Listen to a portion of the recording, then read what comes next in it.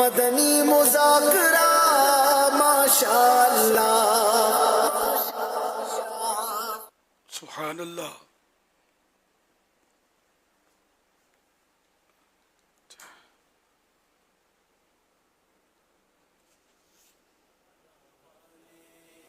آپ کے پاس ہے؟ اچھا یہی ٹھیک ہے.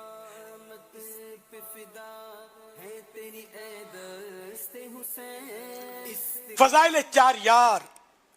حضرت سیدنا جابر بن عبداللہ رضی اللہ عنہما سے روایت ہے. اچھا یہ ہاں ترتیب بھر. فضائل 4 یار. حضرت سیدنا ابوبکر صدیق رضی اللہ عنہ کی فضیلت. حضرت سیدنا جابر بن عبداللہ رضی اللہ عنہما سے روایت ہے کہ ہم حضور اکرم صلی اللہ علیہ وآلہ وسلم کی خدمت معظم میں حاضر تھے. ارشاد فرمایا اس وقت تم پر وہ شخص چمکے گا، یعنی ظاہر ہوگا کہ اللہ پاک نے میرے بعد اس سے بہتر اور بزرگ تر کسی کو نہ بنایا،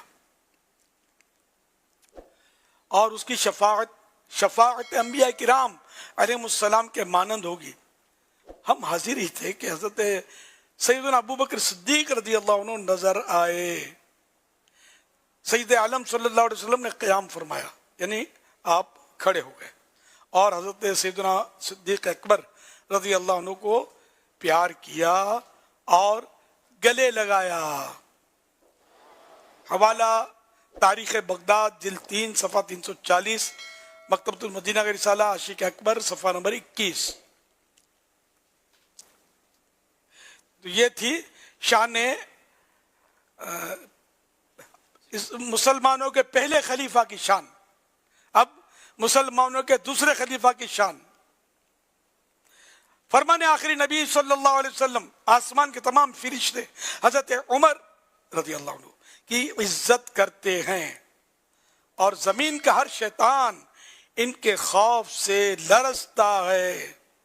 حوالہ تاریخ دمشق جلد 44 صفحہ نمبر 85، کرامات فاروق اعظم صفحہ 27. اسلام کے تیسرے خلیفہ کی شان. ایک مرتبہ ایک شخص بارگاہ رسالت میں حاضر ہوا تو اللہ کے پیارے پیارے آخری نبی صلی اللہ علیہ وسلم نے اس سے مصافحہ فرمایا، یعنی ہاتھ مبارک ملائے، اور جب تک اس شخص نے اپنا ہاتھ نہ کھینچا آپ صلی اللہ علیہ وسلم نے اس کا ہاتھ نہ چھوڑا. اس شخص نے عرض کیا یا رسول اللہ صلی اللہ علیہ وسلم حضرت عثمان کیسے ہیں؟ ارشاد فرمایا وہ جنتیوں میں سے ایک شخص ہیں. حوالہ معجم کبیر جلد 12 صفحہ 309، حدیث نمبر 13495.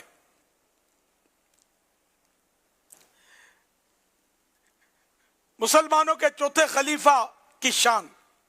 حضرت سیدنا فرمانے آخری نبی صلی اللہ علیہ وسلم انا مدینۃ العلم وعلی بابوہا، یعنی میں علم کا شہر ہوں اور علی اس کا دروازہ ہیں. حوالہ مستدرک جلد 4 صفحہ 96، حدیث نمبر 4693.